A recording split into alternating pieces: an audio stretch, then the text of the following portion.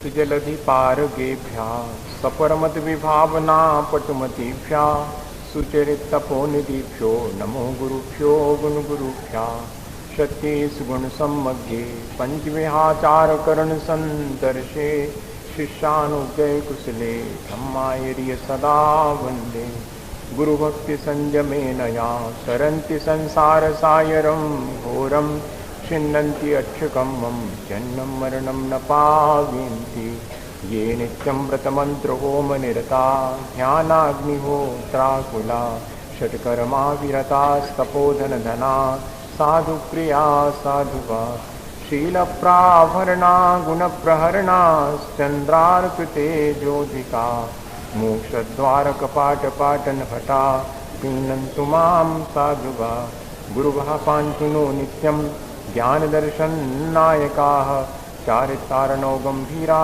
मोक्षमार्गोपदेशका ईशाय भन्ते आर्यभक्तिकाओ सुगोको तत्सालोचिं समनानि समदंसंचरयुक्तानं पञ्चव्याचारणम् आर्याणम् आयरादिसुदनानुपदेशाणम् अध्यायानं तिरुगुणपालनयानं सौसाहुनं सयानिकालमुञ्चिमे पूजे मे वन्दामि नमस्सामि दुःखो कम्मखो वैलाओ सुवेगं समायुनं सम्पत्ति नमः श्रीवर्धमानाय निर्धूतकलिलात्मने सालोकानां त्रिलोकानां यद्विद्यादर्पणायते।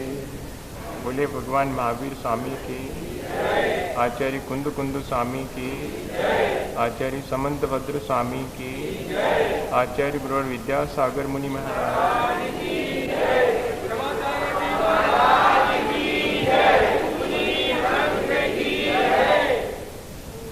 ये रत्न करंडक शाबकाचार आचार्य समंतभद्र स्वामी का अपन पढ़ रहे हैं। जीवन में धर्म की शुरुआत श्रद्धा से होती है। श्रद्धा का अर्थ है दृष्टि की निर्मलता, और उस दृष्टि की निर्मलता को प्राप्त करने के लिए हमें सच्चे देवगुरु शास्त्र का आलंबन लेना आवश्यक है। और इतना ही नहीं, सच्चे देवगुरु शास्त्र का आलंबन लेने के बाद उनके प्रति अपने को समर्पित भी करना। हम सच्चे देवगुरु शास्त्र का आलंबन ले लें और वे हमें हमारी दृष्टि को निर्मल कर देवें, ऐसा संभव नहीं है। वे तो सिर्फ माध्यम बनते हैं। हम उनके माध्यम से अपनी दृष्टि को निर्मल बनाना चाहें तो ये हमारा अपना ओन एफर्ट होगा, ये हमारा अपना पुरुषार्थ। और पिछले दिनों हम लगातार ये प्रयास कर रहे हैं कि हम सच्चे देवगुरु शास्त्र के सानिध्य में आकर अपने को समर्पित कर सकें। जो उन्होंने कहा उस बात को हम ठीक ठीक समझकर स्वीकार कर सकें। टोटल एक्सेप्टेशन, समर्पण के मायने क्या है? टोटल एक्सेप्टेशन, जो जैसा कहा है उसे पूरी तरह से स्वीकार कर लेना। हम अच्छे को स्वीकार कर लेते हैं, बुरे को नकार देते हैं। सामान्य रूप से तो यह प्रक्रिया चलती है, लेकिन जिसके प्रति हमारी श्रद्धा है उसमें अच्छे और बुरे का तो सवाल ही नहीं है। हमने अपनी श्रद्धा जिसके प्रति की है, अब उसमें हम ये थोड़ी देखेंगे कि ये अच्छा है और ये बुरा है। भगवान 18 दोषों से रहित हैं, इसलिए वे निर्दोष ही हैं। हमने निर्दोष भगवान के प्रति ही श्रद्धा की है, इसलिए अब ये कोई प्रश्न ही नहीं उठता है कि अच्छे को ग्रहण करूंगा, बुरे को छोड़ दूंगा। अब तो जैसा भी है उसको हर स्थिति में स्वीकार कर लेना, इसका नाम है समर्पण। हम पूरी तरह से अपने आप को जब भगवान के चरणों में छोड़ देते हैं और अपने जीवन की शुरुआत करते हैं, तब जाकर के और हमारी दृष्टि में निर्मलता आती है। और ऐसी ही दृष्टि की निर्मलता के लिए हम निरंतर प्रयत्न कर रहे हैं। उसके लिए ज्ञान भी आवश्यक है। अब देखो, मजा ये है कि दृष्टि की निर्मलता होवे तो ज्ञान समीचीन होवे, और दृष्टि की निर्मलता के लिए भी कम से कम हमें जो सच्चे देवगुरु शास्त्र का स्वरूप है वो मालूम होवे, 7 तत्वों का स्वरूप मालूम होवे। तो सच्चे देवगुरु शास्त्र का स्वरूप भी हमने सीख लिया, हमने 7 तत्वों का अभ्यास भी कर लिया। कहते हैं अकेले सच्चे देवगुरु शास्त्र का स्वरूप मालूम हो जाने से किसी को सम्यक दर्शन नहीं होता। 7 तत्वों का बारीक ज्ञान हो जाने के बाद भी जरूरी नहीं है सम्यक दर्शन हो जावे। जब तक कि परिणामों की निर्मलता न होवे, जब तक कि अपने आत्म तत्व के प्रति रुचि जागृत न होवे, तब तक जो है वो सच्चे देवगुरु शास्त्र की जानकारी भी काम नहीं आती। इसीलिए कहते हैं कि वो जो ज्ञान दृष्टि की निर्मलता के पहले जो ज्ञान है वो ज्ञान समीचीन नहीं है। जिस समय हमें उसी ज्ञान के माध्यम से दृष्टि की निर्मलता प्राप्त होगी, तब वो दृष्टि की निर्मलता उस ज्ञान को भी निर्मल बना देती। ऐसा ज्ञान हमने पिछले दिनों कोशिश की है कि हम प्राप्त करें। वह ज्ञान जो हमें आत्म सुख दे सके, वह ज्ञान जो हमें संसार के दुखों से बचा सके। वास्तव में ज्ञान वही सच्चा है जो हमें संसार के दुखों से बचा करके अपने आत्मा के सुख की बात कहता है कि हम कैसे अपने आत्म सुख को प्राप्त कर सकें। तमाम ज्ञान भौतिक सुखों की प्राप्ति के लिए तो है आज के समय में। जितना भी ज्ञान का विस्तार आज बाहर दिखाई पड़ता है वो सब भौतिक सुखों की प्राप्ति के लिए है। हम उसे ही ज्ञान मान करके अपने को ज्ञानी मान लेते हैं, लेकिन वास्तविक ज्ञान वो नहीं है। वो तो हमें संसार बढ़ाने वाला ज्ञान मिल गया है।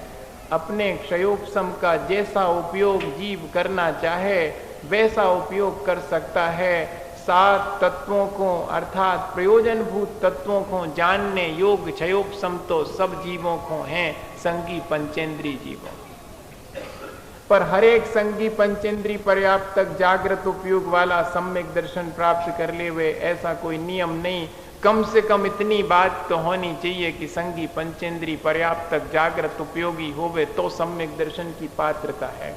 उसके पास इतना प्रयोजनभूत तत्व जानने योग्य ज्ञान तो है, लेकिन वो अपने उस ज्ञान के माध्यम से दुनिया की चीजें जानने में तो माहिर है। और जब मोक्ष मार्ग की बात आती तो कहता है कि मुझे तो कुछ आता ही नहीं, अज्ञानी हूं। अरे दुनिया की तो सब बातें आती हैं, दुनिया की तो सब चालाकियां आती हैं, किसको कैसे बुद्धू बनाना है, कहां से 4 पैसा कमाना है, ये तो सब आता है। 4 पैसे कमाने की और दूसरे को चीट करने की विद्या जब आती है तो अपने आत्म कल्याण की विद्या क्यों नहीं आती? क्षयोपशम तो वही है, आपने उसका सदुपयोग नहीं किया है।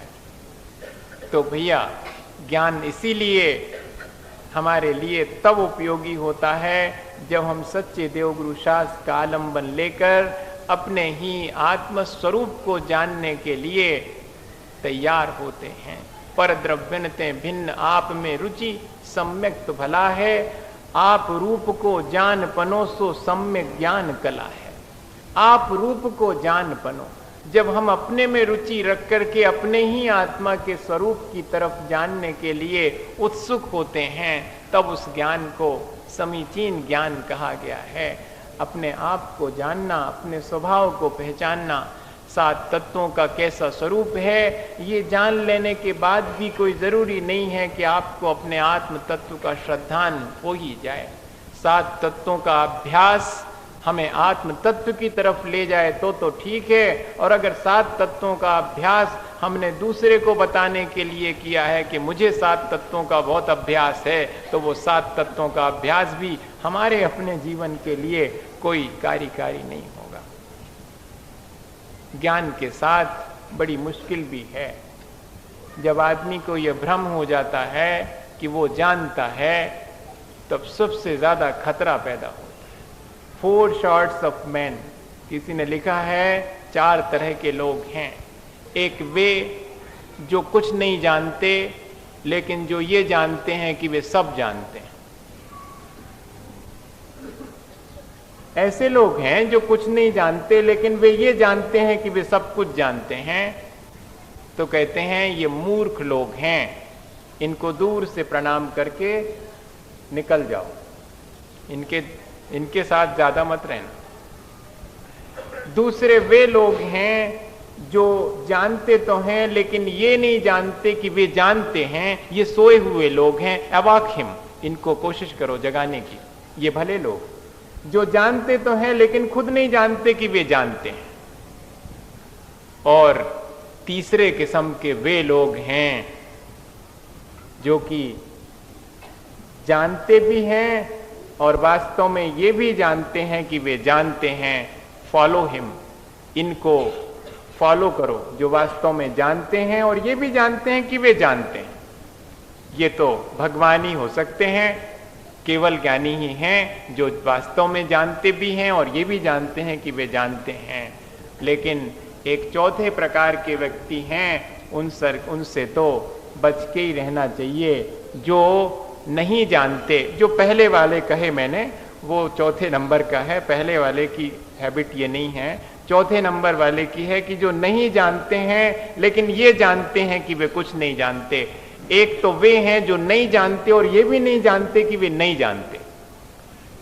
ये मूर्ख लोग हैं जो नहीं जानते और ये भी नहीं जानते कि वे नहीं जानते।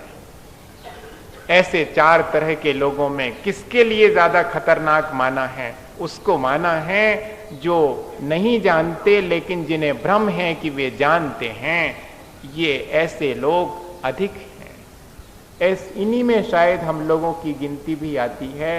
हमारा अज्ञान हमें तकलीफ नहीं देता, बल्कि हमारा अज्ञान प्रकट हो जावे तो हमें तकलीफ देता है। देखो मजा, हम अज्ञानी हैं, इसकी हमें कोई तकलीफ नहीं, लेकिन दूसरे हमें अज्ञानी कहना लेवें, कोई ऐसी बात हम ना करें जिससे कि हमारा अज्ञान प्रकट हो जाए, इसकी हमें फिक्र है।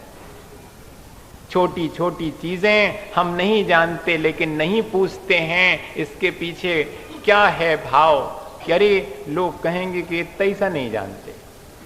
अपनी अज्ञानता को छुपाना बहुत बड़ी अज्ञानता है, और अपनी अज्ञानता के बावजूद भी अपने को ज्ञानी मानना, ये तो और बड़ी अज्ञानता है। एक सेठ जी थे तो उनको बड़ा भ्रम था कि वे सब जानते हैं।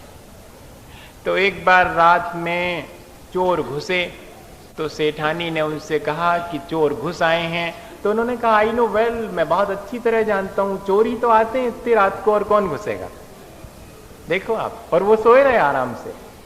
फिर जब चोरों ने जो है सामान आमान उठा करके बांधना बूंदना शुरू कर दिया तो फिर सेठानी ने कहा कि आप उठते क्यों नहीं हो, वो चोर सामान बांध रहे हैं। बोले चुपचाप पड़े रहो, आराम से सो, नींद क्यों खराब कर रहे हैं, जब चोर आए हैं तो सामान नहीं बांधेंगे और क्या करेंगे, हम जानते हैं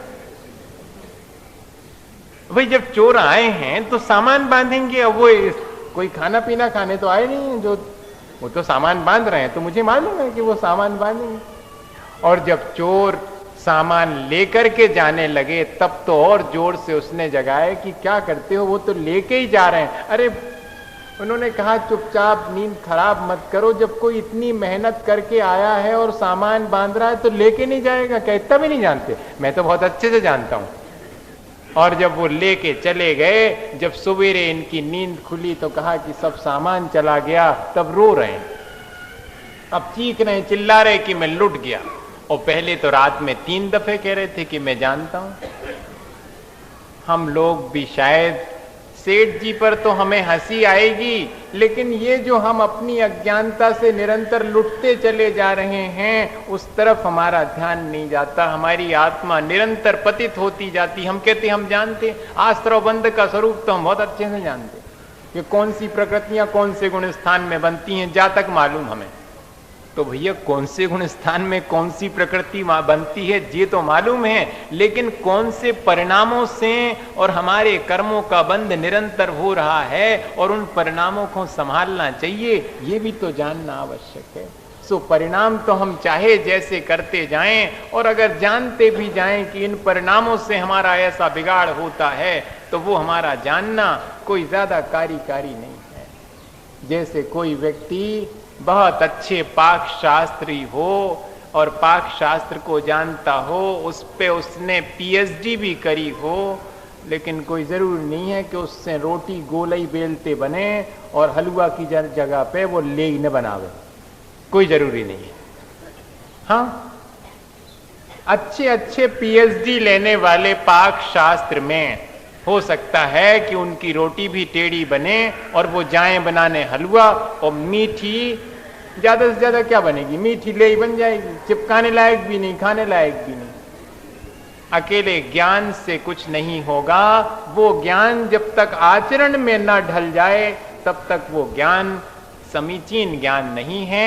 आचरण में से प्रकट हुआ ज्ञान ही श्रेष्ठ है, और फिर वो पुनः आचरण बन जाए, वही वास्तविक ज्ञान है। इतना ही ज्ञान का कीमिया है। ज्ञान को बीचों बीच रखा है। मैं सोचता हूं कि ज्ञान एक तरफ कहते श्रद्धा को संभालता है, एक तरफ आचरण को संभालता है। मैं सोचता हूं कि नहीं, ज्ञान बहुत उचकता है, इसलिए एक तरफ श्रद्धा ने पकड़ रखा, दूसरी तरफ आचरण ने पकड़ रखा। उचकना मत, थोड़ा ही सा ज्ञान हो जावे तो शांत नहीं बैठ सकता व्यक्ति, बहुत कठिन है। श्रद्धालु होएगा तो एक तरफ से श्रद्धा उसको पकड़े है, आचरणवान होगा, कहते हैं ज्ञान आचरणवान के हाथ में शोभा देता है। जैसे कि अंधे के हाथ में लालटेन पकड़ा दी जाए तो शोभा नहीं देती है, आंख वाले के हाथ में ही शोभा देती। इसी तरह कहते चारित्रहीन के हाथ में ज्ञान शोभा को प्राप्त नहीं होता, वो तो अंधे की लालटेन के समान। चारित्रहीन के हाथ में आया हुआ ज्ञान अंधे की लालटेन के बराबर है, उससे उसका कोई हित नहीं होता है। हमने तो देखा, बहुत वाचना होती थी, जब पहली वाचना थी 1980 में आचार्य महाराज के साथ में, बड़े बड़े देश के 6 पंडित बैठे हुए हैं, और जैनेन्द्र सिद्धांत कोश जिन्होंने लिखा, जिनेन्द्र वर्णी, जिनका कि एक आधा फेंपड़ा था, एक 1/3 था, 17 वर्ष में जिन्होंने 150 ग्रंथों का अवलोकन करके जैनेन्द्र सिद्धांत कोश 4 वॉल्यूम में, बहुत फेमस कोश है जैनों का, वो लिखा। और वो वहीं बैठे हैं और किसी एक शब्द पर गाड़ी अटक गई, उस शब्द का अर्थ समझ में नहीं आ रहा है। सब पंडित ऊहापोह कर रहे हैं, आचार्य महाराज और सारा संघ बैठा हुआ है। आधे घंटे हो गया, सब अपने अपने विचार उस शब्द के बारे में दे रहे हैं, लेकिन जिनेन्द्र वर्णी चुपचाप बैठे। अचानक आचार्य श्री को ध्यान आया कि अरे वर्णी जी, आपने तो शब्दकोश लिखा है, इस शब्द का सही अर्थ तो आपको मालूम होगा। तो उन्होंने हाथ जोड़ लिए कि अगर आपकी आज्ञा हो तो बताऊं। तो सबने कहा कि अरे इसमें क्या बात है, जब आपको मालूम है तो आपको बताना चाहिए, आधे घंटे हो गया है और इतनी देर से ऊहापोह चल रही, आपको तो शब्दकोश का पूरा ज्ञान है, आप बता देते। तो उन्होंने क्या कहा कि इतने बड़े आचार्य भगवंत के सम्मुख और इतने विद्वानों के सम्मुख मैं अकिंचन क्या कहूं, आपकी आज्ञा हो तो इस शब्द का अर्थ इस हिसाब से इस संदर्भ में ऐसा है। बात खत्म हो गई। वह सही संदर्भ में उसका अर्थ सामने आ गया, लेकिन चुप बैठे हुए हैं। ज्ञान ये है जो उछलता नहीं है, ज्ञान तो वो है जो अपने ही आत्म परिणामों की निर्मलता के लिए हमने हासिल किया है। कोई और चाहे तो ठीक है, उसे भी दे दिया, ना चाहे तो अपनी तरफ से कोई उत्सुकता नहीं है। वास्तव में अगर हमें समीचीन ज्ञान है तो भैया वो हमारे ही आत्म कल्याण में हम लगा देंगे। वैसे तो ज्ञान स्वपर कल्याणक है, अपने स्वयं का कल्याण तो करता ही है और पर का कल्याण भी करता। दीपक के समान है ज्ञान, कि स्वयं भी प्रकाशित होता है और आसपास सबको प्रकाशमान कर देता है। ऐसा ही ज्ञान समीचीन है। ऐसे ज्ञान के लिए आचार्य भगवंतों ने 4 प्रकार से हमें देने की कोशिश की है, जिसको अलग अलग हम प्रथमान योग, करणान योग, चरणान योग और द्रव्यान योग में बांट देते हैं। वो ज्ञान बटा नहीं है, वो तो हर एक के माध्यम से अलग अलग भूमिका के जीवों के लिए धर्म में लगाने की पद्धति मात्र है। अनुयोग क्या चीज है? अनुयोग तो इस जीव को अपनी उसकी भूमिका के अनुरूप धर्म में लगाने की पद्धति है। ज्ञान का ऐसा उपदेश है जिससे कि जीव धर्म में लग जावे। 2 पद्धतियां अपन पढ़ चुके हैं कि प्रथमान योग की पद्धति तो ऐसी है जिसमें कथा के माध्यम से जीव के लिए धर्म की तरफ लगाया जाता है। कथा चलती रहती है, पाप का फल दिखा देते हैं बढ़ा चढ़ा के, तो पाप से विमुख हो जाता जीव, और पुण्य का फल बढ़ा चढ़ा के बताते हैं कि अरे देखो पुण्य का ऐसा फल है, तो जीव धर्म की तरफ लग जाता है। करणान योग में अपने ही परिणामों के बारे में बताते हैं कि कौन से परिणामों से हम किस गति में भ्रमण करते हैं, और इस लोक और अलोक की संरचना कैसी है, काल का परिवर्तन कैसा है, और इस इतने बड़े लोक में हमारी अपनी क्या एग्जिस्टेंस है, जो कि क्षय द्रव्यों से मिलकर बना हुआ अनंत लोकाकाश फैला है और उसके बाहर अनंत अलोकाकाश है। उसमें हमारी अपनी क्या एग्जिस्टेंस है, हमारा अपना क्या अस्तित्व है। हम अगर ऐसा अहंकार करें कि इस लोक में मैं करता हूँ, मैं भोगता हूँ, मैं स्वामी हूँ, तो कहते ये कर्तृत्व, भोक्तृत्व और स्वामित्व हमारा मिथ्या है। ये तो किन्हू न करे न धरे को, षट द्रव्य मई न हरे को। ये लोक ऐसा है, चारों गतियों में भ्रमण करने का हमारा अपना परिणामों का ही कोई विकार है, जिसकी वजह से हम चारों गतियों में भ्रमण करते हैं। अगर हम संभल जावें तो इन चारों गतियों से पार हो सकते हैं। तो अपने परिणामों को हमें संभालने की बात कहने वाला करणान योग, जिसके माध्यम से हम सूक्ष्म से सूक्ष्म बात भी जानते हैं, जिसको जान करके हमारी तत्वार्थ के प्रति श्रद्धा होती है, अपने आत्म स्वरूप की तरफ दृष्टि जाती है, राग द्वेष हमारा घटता है, तो धीरे धीरे हम धर्म की तरफ मुड़ जाते हैं। यही करणान योग का प्रयोजन है। अब आज कहते चरणान योग का क्या प्रयोजन है, चरणान योग के माध्यम से कैसे जीव के लिए धर्म में लगाया है, कैसी पद्धति है चरणान योग की, ये समझेंगे आज अपन। देखते हैं क्या कहते समंत भद्र स्वामी। गृह मेध्य नगाराणाम चारित्रोत्पत्ति वृद्धि रक्षांगम चरणानुयोग समयम सम्यक् ज्ञानं विजानाति गृहमेध्य नगाराणां चारित्रोत्पत्ति वृद्धि रक्षांगम चरणानुयोग समयम सम्यक् ज्ञानं विजानाति। सम्यक ज्ञानम विजानाति, इसको सम्यक ज्ञान जानना कैसा है। चरणान योग संयम, जो कि जो सम्यक ज्ञान चरणान योग रूपी शास्त्र को जानता है, वो कैसा है सम्यक ज्ञान। कहते गृह मेध नगाराणा, ग्रह में रहने वाला कौन है, तो गृहस्थ है, और अनगार कौन है, तो वो मुनि कहलाते। कहते गृहस्थ और मुनियों के लिए हैं, या कि मुनि आरिका, श्रावक श्राविका, इन सब के लिए इनके अंदर चारित्र की उत्पत्ति, वृद्धि और रक्षा कैसे हो, इस सब को बताने वाला चरणान योग है। इसके माध्यम से हमें कैसे चलना, कैसे बोलना, कैसे खाना, कैसे आना जाना, ये सब चीजें ज्ञात हो जाती हैं। चरणान योग हमारे अपने जीवन की प्रक्रिया देता है कि कैसे जिए। जीवन की कला जो है वो चरणान योग बताता है।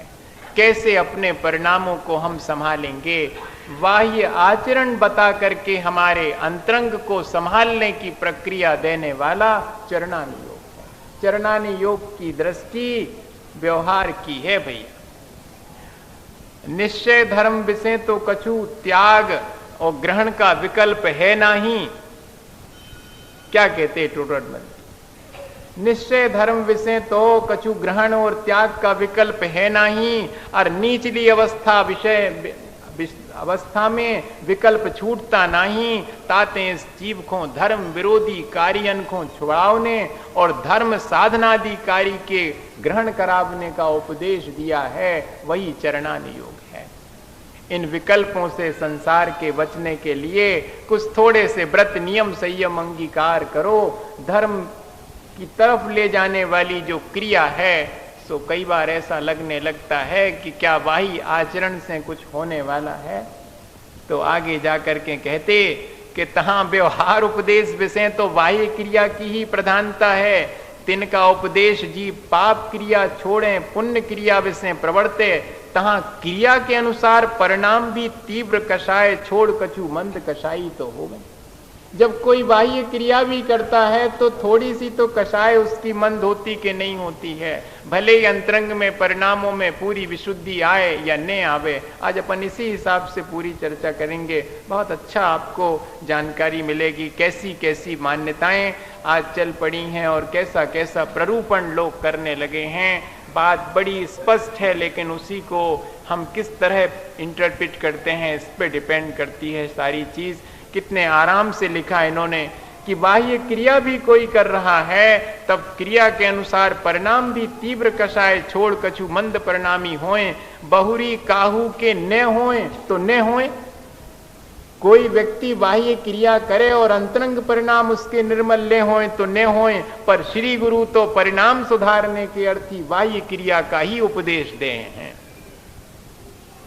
पर भगवान तो हमारी बाह्य क्रिया के द्वारा अंतरंग परिणाम संभालने का ही उपदेश देते हैं। बाह्य क्रिया का उपदेश अगर दिया है तो अंतरंग परिणाम सुधारने के लिए दिया है। अब कोई के सुधरे तो और न सुधरे तो, कोई के न सुधरे तो हम बाह्य क्रिया को दोष थोड़ी देंगे। अरे कॉलेज में जाकर के फेल हो जावे तो कॉलेज का क्या दोष है? वहीं तो कोई ने गोल्ड मेडल लिया है और वहीं कोई ने फर्स्ट डिवीजन भी पाई, आप फेल हो गए, इससे उसका दोष थोड़ी। सच्चे देवगुरु शास्त्र के सानिध्य में और व्रत नियम संयम करने से भी किसी के परिणाम निर्मल न होवे तो सच्चे देवगुरु शास्त्र और व्रत नियम खोटे नहीं है, खोटी हमारी अपनी बुद्धि है। यहां पर आचार्य भगवंत ये कहना चाह रहे कि चरणानि योग तो शुद्ध व्यवहार का उपदेश देने वाला, शुद्ध व्यवहार का, निश्चय सापेक्ष भी व्यवहार नहीं है। कहते व्यवहार का, क्योंकि उपदेश दो ही प्रकार का होता, एक व्यवहार का उपदेश है और एक निश्चय सापेक्ष व्यवहार का उपदेश है। कल मैं पढ़ करके पहले भी पढ़ा था, लेकिन कल लगा कि देखो कितना स्पष्ट है। निश्चय का कोई उपदेश नहीं, क्योंकि निश्चय करी तो ग्रहण और त्याग होवे नहीं। निश्चय में तो न ग्रहण है न त्याग है, तो जितना भी ग्रहण और त्याग का विकल्प है सब व्यवहार का है। सो व्यवहार में तो बाह्य क्रिया का उपदेश देवे हैं। देखो अकेले बाह्य क्रिया से भी कई बार अंतरंग के परिणाम संभल जाते हैं। एक बहुत पुरानी घटना आती है, किसी साधु के बारे में आती कि वो भिखारी आदमी था, उसको 3 दिन से भिक्षा नहीं मिली, बहुत भूखा था। सो एक उपाश्रय के सामने पहुंचा, वहां पर जो साधु लोग थे और सो उन साधुओं के लिए भोजन इत्यादि बनता था। सो उसने कहा कि कुछ मुझे भी दे दो। तो उन लोगों ने कहा कि यहाँ तो साधु के लिए ही है, आप साधु बन जाओ तो आपको मिल जाएगा। उसने कहा कि अगर भोजन बन चाहिए के लिए साधु बनना पड़े तो बन जाता हूँ 1 दिन के लिए। सो 1 दिन के लिए वो झूठ मूठ का साधु बन गया। अब 3 दिन से खाया नहीं था और ऐसी ऐसी चीजें मिली जो उसने कभी नहीं खाई थी। सो 3 दिन के भूखे और जिंदगी भर के भूखे, सो इतना अधिक खा लिया उसने कि अब जो है मुश्किल, अब दर्द होना शुरू हुआ। लेकिन था वो साधु के वेश में, तो बड़े बड़े लोग आवे और उसकी सेवा में, कोई पैर दबा रहा है, कोई ठंडी पट्टी रख रहा है, कोई डॉक्टर हैं, सब घेरे हुए हैं, भारी सेवा कर रहे हैं उसकी, क्योंकि साधु बना हुआ था। अब शाम तक वो देखता रहा और मन ही मन उसने सोचा कि अरे जब मैंने घंटे भर 2 घंटे दिन भर के लिए इस वेश को अंगीकार किया और इतना लोग जो है मेरा सम्मान कर रहे हैं, अगर मैं वास्तव में साधु बन जाऊं कि नहीं, अब तो वास्तव में साधु बनूंगा, दूसरे दिन सचमुच दीक्षित हो गया।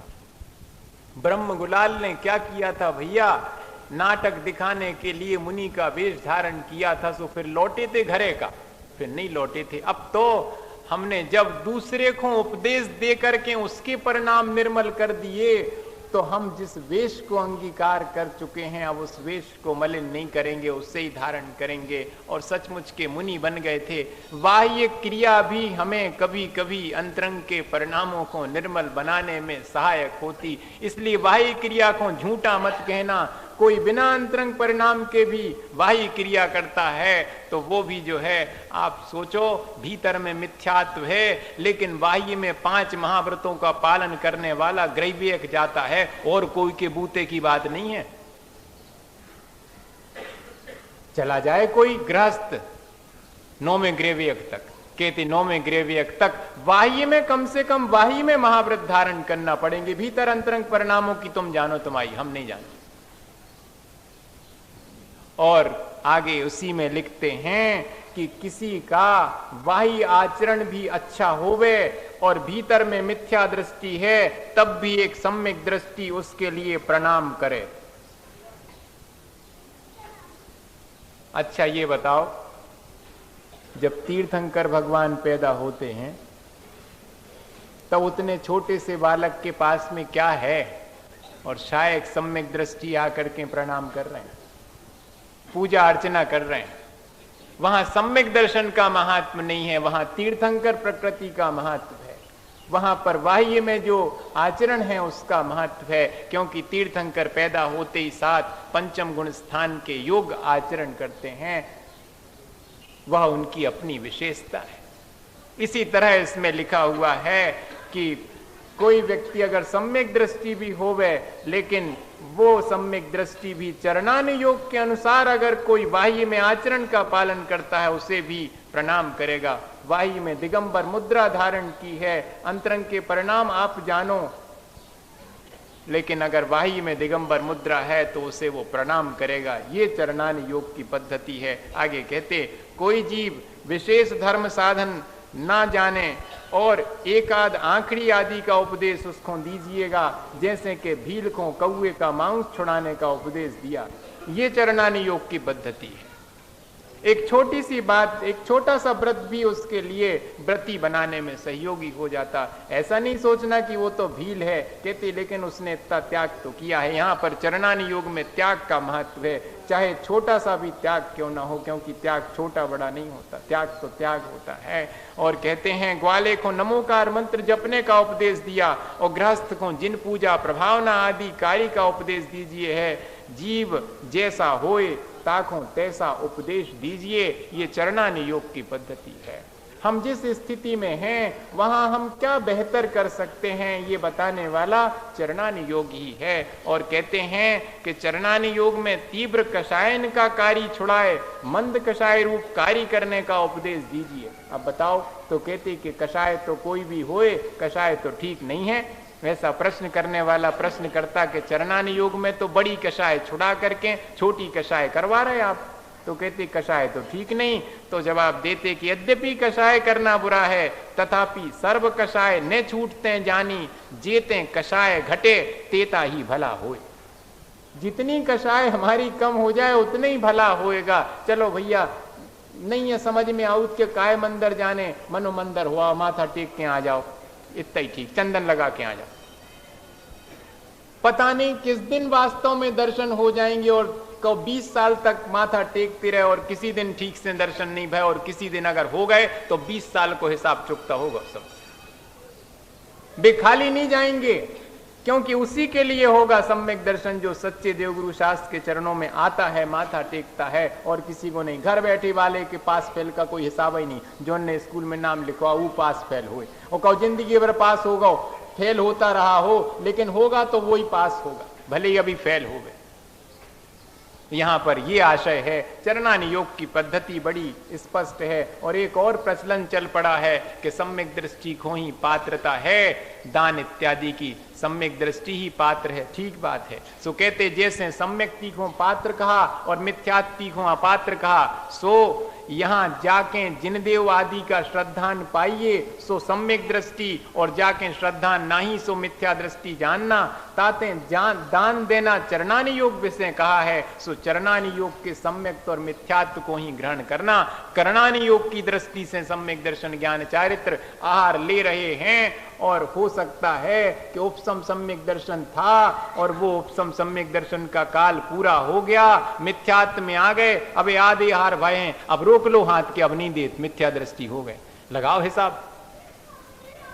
कहते करणानि योग से नहीं बनेगा, चरणानि योग की पद्धति से सच्चे देवगुरु शास्त्र की जिसको श्रद्धा है वो सब सम्यक दृष्टि और उनके लिए दान इत्यादि की प्रक्रिया आराम से बिना किसी सोच के देना। ठीक है, सच्चे देवगुरु शास्त्र पर इनकी श्रद्धा है, इसलिए जो है ये सम्यक दृष्टि है, पात्र हो गए। चरणानि योग की पद्धति तो ऐसी ही है, चरणानि योग की पद्धति के अनुसार ही ये पूरा जीवन चलता है, और बाकी सब चीजों के माध्यम से तो हमें अपने आत्मा के परिणामों की निर्मलता के लिए उपाय करना है, चाहे किसी भी पद्धति के द्वारा हम करें, पर हमारा मुख्य उद्देश्य तो यही है कि हमारे जीवन में परिणामों की निर्मलता होवे। आज अपन ने ये बात जानी कि चरणानि योग क्या बताता है, चरणानि योग के ग्रंथ कौन से हैं, तो अपन चरणानि योग का ग्रंथ तो पढ़ ही रहे हैं जो कि रत्नकर्ण श्रावकाचार है। इसमें जो है श्रावक के आचरण की चर्चा करी है, कैसे उससे सम्यक दर्शन ज्ञान चारित्र प्राप्त होवे, यह चर्चा इसमें है। ऐसे ही मुनियों के लिए आचरण बताने वाला मूलाचार है और अनगार धर्मामृत है। इसी तरह श्रावकों के लिए तो 35 श्रावकाचार लिखे गए हैं। श्रावकों के लिए बहुत ध्यान रखा आचार्य, 35 श्रावकाचार लिखे, जिनमें कि श्रावक के लिए उपदेश दिया है कि वो किस तरह से आचरण करे। वही आचरण भी हमारा संभल जावे तो भी जो है हम एक दिन धीरे धीरे करके अपने अंतरंग परिणामों को निर्मल कर लेंगे। कोई व्यक्ति ये कहे कि नहीं हमारे अंतरंग परिणाम तो निर्मल हैं, हमारा बाह्य में आचरण जरूर थोड़ा बहुत खराब है, उससे क्या होता, वो तो बाह्य क्रिया है। तो कहते जिसके भीतर अंतरंग में परिणामों में निर्मलता आ गई, उसकी प्रवृत्ति बाह्य में सुधरे बिना रह नहीं सकती, और जिसकी प्रवृत्ति बाह्य में सुधरी है वो एक ना एक दिन अपने अंतरंग के परिणामों को जरूर जो है सुधारने के लिए प्रयास करेगा।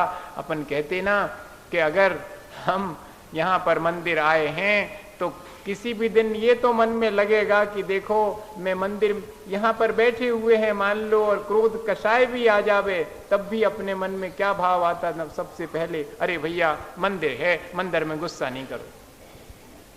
ये क्षेत्र है, उस क्षेत्र का प्रभाव है, बाह्य है लेकिन हमारे अंतरंग परिणामों को संभालने में कारण बनता है। किसी व्यक्ति ने त्याग किया हो किसी चीज का, झूठ मूठ भी त्याग किया हो, मन में नहीं था उसके भाव, फिर भी त्याग कर दिया है, और अगर मन में खाने की उस चीज के ग्रहण की इच्छा हो जाती तो क्या सोचता, अरे नहीं सबके सामने मैंने त्याग किया था, अब कैसे खाऊं।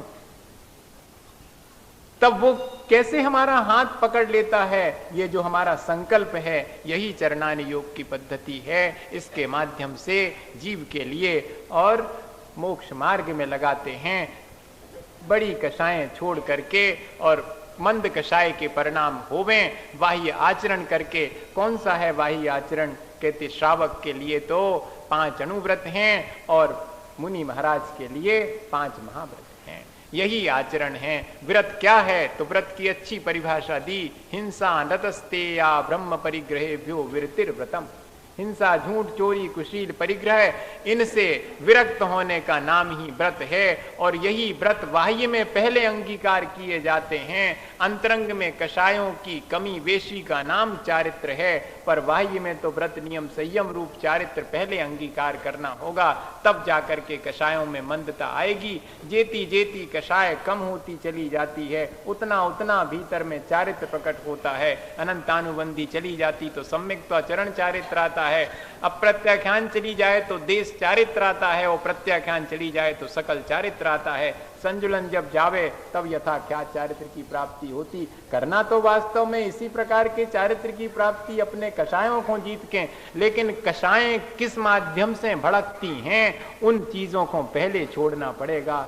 10 प्रकार के परिग्रह रख करके और हम निष्कषाय हो सकें, ऐसा आज तक कभी हुआ नहीं, न आगे कभी होने वाला। तो पहले नंबर बाह्य परिग्रह छोड़ना पड़ेगा। सबसे ज्यादा कठिन होता है परिग्रह छोड़ना। आदमी अहिंसक तो हो सकता, अहिंसा व्रत ले सकते हैं आप, लेकिन परिग्रह परिमाण 4 व्रत लेने में बड़ी आसानी है। अहिंसा ले सकते, सत्य बोल सकते, चोरी नहीं करेंगे, अचोरी हो गया, जिसने विवाह किया उसी तक सीमित रहेंगे, ब्रह्मचरी हो गया। परिग्रह को परिमाण कर लो।